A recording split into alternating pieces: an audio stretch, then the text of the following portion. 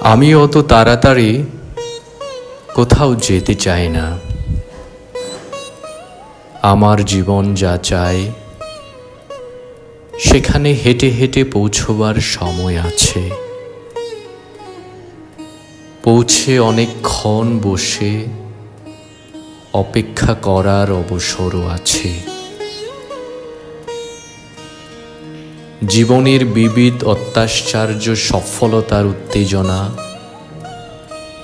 অন্য সবাই বহন করে করুক, আমি প্রয়োজন বোধ করি না।